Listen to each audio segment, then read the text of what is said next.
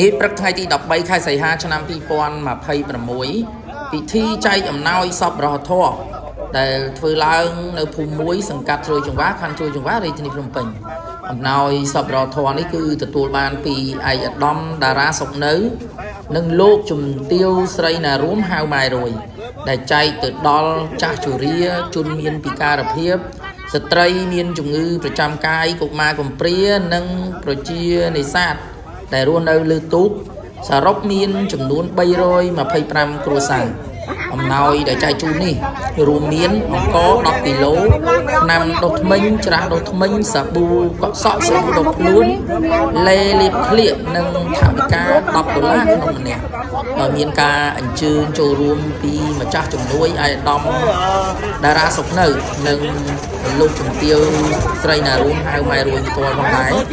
មានការចូលរួមពីតំណាងអាជ្ញាធរខណ្ឌសសយកសង្កាត់បាទជាច្រើនរូបផងដែរសូមទស្សនាកម្មវិធីដូចតទៅបានហើយគាត់ទៅហ្នឹងមកចាញ់យើងវឹកដែរ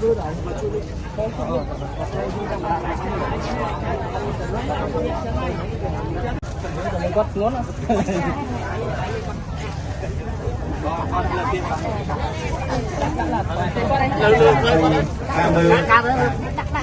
លើមួយទៀត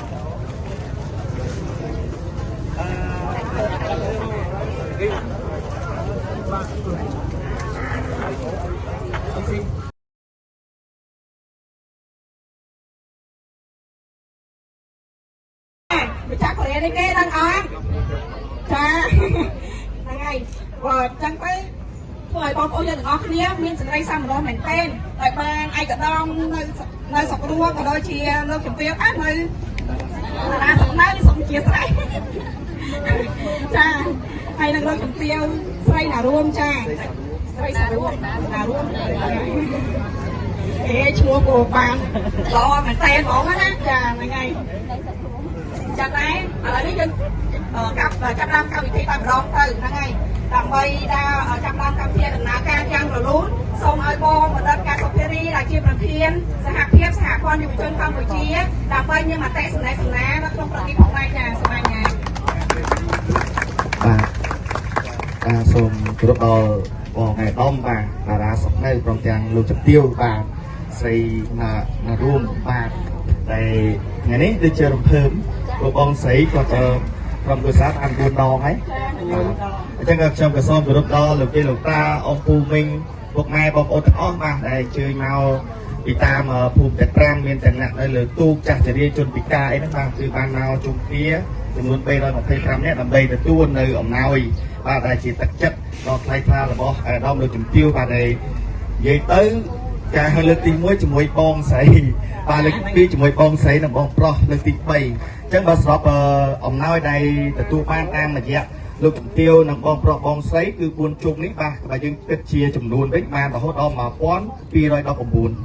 តែខ្ញុំបូកទៅមិញហ្នឹងណាបាទអញ្ចឹងបើគិតជាកញ្ចប់ថវិកាស្របរួមហ្នឹងបាទចូល40000នេះបាទហ្នឹងយើងក៏អត់គិតជាអីទៅបាទអញ្ចឹងកញ្ចប់ថវិកាតាំងពី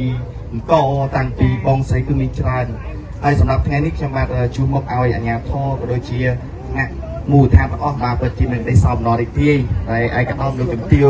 បងប្រុសបងស្រីសក្ការីក៏ដូចជាអ៊ំពូមីទាំងអស់បាទបានមកអញ្ជើញចូលរួមហើយក៏ដល់ពេលសប្បាយចិត្តហ្នឹងសប្បាយចិត្តទៅពីនិយាយតែយើងចាក់ទៅបាទអត់ទេបាទហើយខ្ញុំបាទក៏សូមជម្រាបអ៊ំដែរបាទគឺបងប្រុសបងស្រីក៏ដូចជាអាដាមលោកជំទាវក្រុមគ្រួសារគាត់គឺបាទគឺគាត់ជីកងោតាមជ្រួយច្បាយើងឃើញការរស់នៅរបស់អ៊ំមីដែលនៅលើទូកនិងអ្នកដែលខ្វះខាតច្រើនចឹងគឺគាត់តែងតែយកចិត្តទុកដាក់បាទអញ្ចឹងមានថា4ដងហើយបាទហើយតាមខ្ញុំដឹងទឹកចិត្តរបស់ក្រុមគ្រួសារលោកជំទាវហើយដល់គឺនៅបន្តទៀតបាទដើម្បីអោបពុកម៉ែបងប្អូនចង់បានទាំងអត់បាទទៅទៀតដៃមួយមកចាបាទហើយ